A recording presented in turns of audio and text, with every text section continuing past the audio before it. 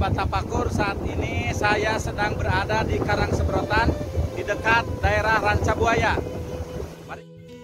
Sahabat Tapakur, setelah berjalan kurang lebih 4 jam lamanya melintasi kelokan-kelokan tajam jalur lintas selatan Bandung Rancabuaya, akhirnya kuda besi yang ditunggangi sampai juga di Karang Sebrotan yang menjadi tujuan.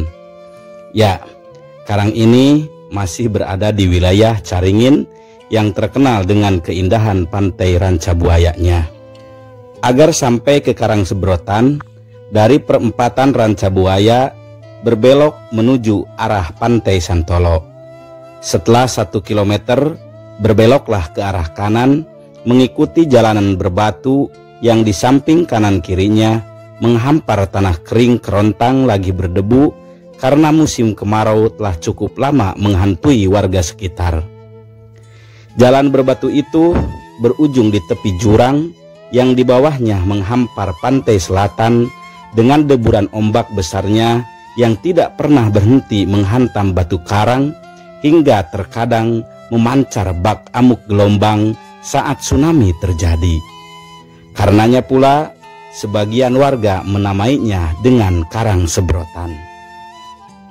Mata tak kuasa menyapa hamparan biru lautan yang membentang seolah tanpa ujung pangkal. Sesekali terlihat burung camar melintas di atas deburan gelombang besar. Suara gemuruh saat gelombang menghantam batu karang tak pernah berhenti terdengar. Pohon pandan yang berdiri di tepi jurang melambai tangan agar tubuh segera bersandar seraya melepas lelah setelah menempuh perjalanan yang cukup panjang. Sungguh mahakarya Sang Kreator Agung yang terkadang dilupakan sebagian manusia. Pikiran pun menerawang pada ragam realitas kehidupan, hingga akhirnya ungkapan syukur yang begitu sering terucap dari mulut anak manusia kembali menggelitik nalar. Apa sebenarnya syukur itu?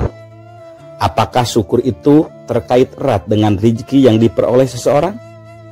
Bukankah syukuran seringkali diadakan dalam bentuk hajatan, baik hajatan besar ataupun kecil-kecilan saat seseorang memperoleh rezeki? Sahabat Tapakur, pikiran mencoba menjelajahi kembali perpustakaan. Kitab Lisanul Arab segera menampakkan diri. Lembaran-lembarannya seolah nampak di pelupuk mata. Lafaz syukur terdiri dari 3 huruf dasar, shin, kaf, dan ro, yang mengandung makna dasar, bergerak, tumbuh, dan berkembang. Oh ya, dari ketiga huruf tersebut akan terbentuk lafaz-lafaz. Pertama, syakiro. Lafaz ini biasa digunakan untuk menunjuk unta betina yang mulai tumbuh susunya. Kedua, syakaro, tumbuh tunas. Ketiga, istakaro, bertiup dengan kencang. Lafaz ini biasa digunakan untuk mengilustrasikan angin yang bertiup kencang. Istakaro arri. Keempat, asyakir, rambut atau bulu yang baru tumbuh. Kelima, kashiro, orang yang lari dengan kencang. Keenam, syakaro, perkataan atau perbuatan yang lahir dari kesadaran diri. Sahabat Tapakur, kira-kira bagaimana relasi antara ragam bentuk lafaz yang berasal dari akar kata shin, kaf, ro dengan syukur? Satu pertanyaan kembali menghampiri.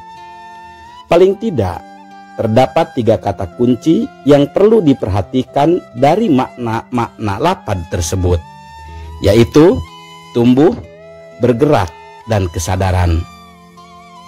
Relasi ketiga makna tersebut mengisyaratkan bahwa kesadaran diri seseorang akan posisi hakikinya sebagai milik Allah akan membuat jiwanya tumbuh subur dalam limpahan kasih sayang Allah. Hingga akhirnya ia akan memiliki pergerakan yang begitu cepat bakilat dalam merespon semua fenomena sesuai dengan kehendak sang pemilik mutlak. Sahabat Tapakur, Abdurrahman Al-Maqdisi menghubungkan hakikat syukur dengan hadis riwayat Bukhari yang menceritakan bahwa pada suatu malam Rasulullah Shallallahu Alaihi Wasallam melaksanakan sholat malam begitu lama, kedua kakinya pun bengkak jadinya. Aisyah merasa heran. Ia pun bertanya, "Wahai Rasulullah, bukankah Allah telah mengampuni dosamu yang lalu dan yang akan datang?" Rasul menjawab, "Apalah akun abdan syakura." Berdasarkan hadis tersebut, syukur dimaknai dengan menggunakan seluruh limpahan kasih sayang Allah, baik yang nampak ataupun yang nampak kurang begitu baik, sebagai bekal perjalanan memperoleh keridhaan Allah. Karenanya, lafaz asyakir biasa dirujukan pada orang yang bersyukur saat ia memperoleh kenikmatan. Sementara lafaz asyakur biasa dirujukan pada orang yang bersabar ketika mendapatkan musibah. Sahabat tafakur, jika demikian adanya, tidak salah kiranya jika menyimpulkan pada hakikatnya syukur itu erat kaitannya dengan bagaimana cara menerima, memandang, dan memaknai apa yang diterima. Ya, syukur tidak berkaitan dengan seberapa besar nikmat atau karunia yang diperolehnya. Bukankah realitas kehidupan menunjukkan berapa banyak manusia yang memperoleh nikmat dunia berlimpah, tetapi ia masih berkeluh kesah. Jiwanya tidak tenang, hatinya pun begitu gelisah. Dari sini pula dapat dicermati, penerimaan terhadap diri akan mempengaruhi psikologis berupa terbangunnya ikatan-ikatan tertentu dengan pemberinya dan akan senantiasa berusaha memperolehnya kembali dari sumber yang sama. Karenanya pula, syukur diidentifikasi sebagai jalan pembebasan manusia dari keterikatan pada sesuatu yang nisbi dengan hanya memiliki keterikatan kepada Allah sebagai asal dan pemberi segalanya. Konsekuensinya, berterima kasih tidak boleh terputus pada sebab atau sumber langsung. Ia harus sampai pada sebab dan sumber asal, yaitu Allah Subhanahu wa Ta'ala. Berterima kasih atau tergantung kepada selainnya akan disamakan dengan bertuhan kepada selainnya. Sahabat tafakur, gelombang lautan tak pernah ingkar pada titah Tuhan. Saat pasang datang waktunya, gelombang semakin nampak bergulung-gulung, bak gunung-gunung besar yang siap menerjang siapa saja yang ingkar akan titah Tuhan. Semburan air lautan pun menyembur sampai di atas jurang. Itulah salah satu realitas alam yang harus senantiasa disyukuri, walau terkadang terlihat begitu mengerikan, seolah amuk tsunami yang begitu ditakuti orang. Pikiran kembali melayang pada kitab suci, lafaz syukur dalam berbagai bentuknya terulang kurang lebih 43 kali. Terkadang lafaz syukur diungkapkan dalam bentuk taroji, harapan yang ingin dicapai dari suatu aktivitas. Lihat Al-Baqarah 52, 56, 185. Terkadang pula lafaz syukur diungkapkan untuk menunjuk sedikitnya manusia yang bersyukur, atau kebanyakan manusia itu ingkar kepada Allah. Hal ini bisa dicermati dalam surat Al-Baqarah 243, Yusuf 38, Ghafir 61, Al-A'raf ayat 10, Al-Mu'minun 78, As-Sajdah ayat 9, Al-Muluk ayat 23. Terkadang lafaz syukur diungkapkan dalam bentuk perintah, sebagaimana firman-Nya dalam surat Al-Baqarah 152 dan 172, An-Nahl 114, Al-Ankabut 17, dan Saba ayat 15. Dan terkadang pula lafaz syukur diungkapkan untuk menunjuk pada dampak syukur, sebagaimana firman-Nya dalam surat Ibrahim ayat 7. Sahabat tafakur, apakah bersyukur itu hanya ditujukan pada Allah semata? Satu pertanyaan kembali menyeruak ke permukaan. Jawabannya pasti. Allah memerintah manusia agar bersyukur kepada orang tua dan orang yang pernah berjasa kepadanya. Mengapa demikian? Ya, Disadari ataupun tidak, bersyukur pada orang tua dan orang yang berjasa itu akan mengeluarkan seseorang dari pemberhalaan terhadap diri sendiri. Melalui syukur terhadap sesama, ia akan menyadari bahwa keunggulan diri erat kaitannya dengan pihak-pihak lain. Namun, perlu dicatat, jika orang-orang yang telah berjasa padanya mengajak berbuat jahat, ia harus menolaknya seraya tetap menjaga hubungan kemanusiaan secara harmonis. Wasohibhuma fid dunya ma'rufa. Redaksi ini mengisyaratkan sikap toleran terhadap keyakinan orang lain. Kalau demikian adanya, syukur pada sesama manusia itu dibatasi norma-norma ilahiyah yang tidak boleh dilanggar.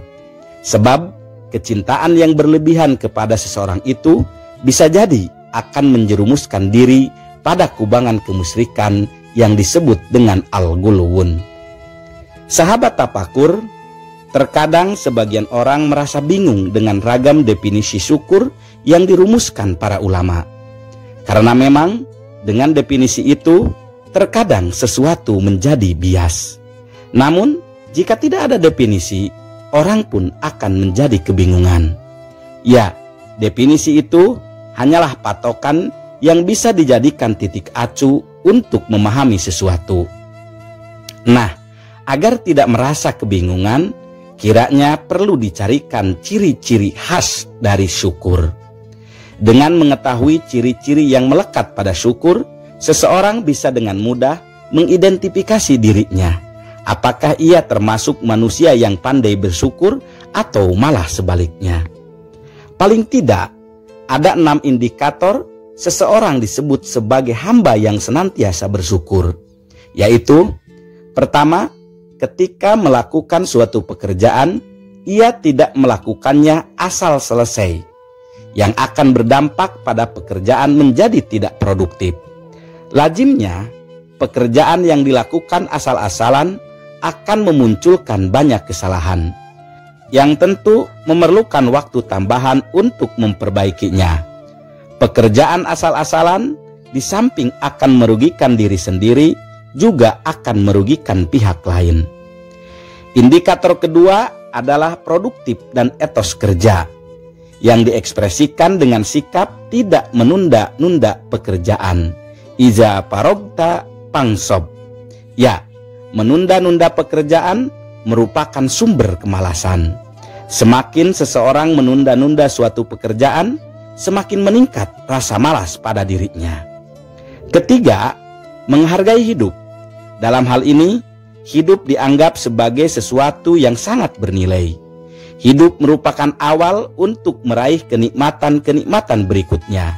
Dengan hidup, manusia yang pada awalnya tidak disebut apa-apa, berubah menjadi apa-apa.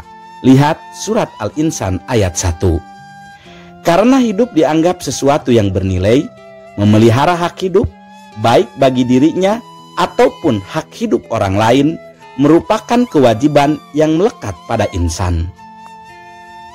Demikian halnya memelihara kehidupan, dalam arti memelihara kesehatan, merupakan kewajiban yang menjadi bukti syukur pada pemberi kehidupan. Oleh sebab itu, dalam Al-Quran, dosa terbesar setelah syirik adalah meniadakan kehidupan, baik membunuh ataupun bunuh diri. Bahkan dalam beberapa versi riwayat disebutkan, dosa pertama yang akan diadili di akhirat kelak adalah dosa pembunuhan. Keempat, konsekuensi menghargai hidup dan memelihara kesehatan adalah memelihara faktor-faktor yang menjadi penunjang terwujudnya kehidupan dan kesehatan. Semua itu berelasi dengan lingkungan hidup. Sahabat tafakur, sebelum menciptakan manusia, terlebih dahulu Allah menciptakan lingkungan yang cocok bagi kehidupan manusia. Karenanya, memelihara lingkungan merupakan salah satu bentuk syukur kepada Allah. Sebaliknya, merusak lingkungan sama artinya dengan merusak kehidupan manusia. Kelima, karena hidup manusia tidak bisa lepas dari ruang dan waktu, juga tidak bisa lepas dari batas ajal, maka sebagai wujud syukur pada pemberi kehidupan adalah memanfaatkan waktu sebaik-baiknya.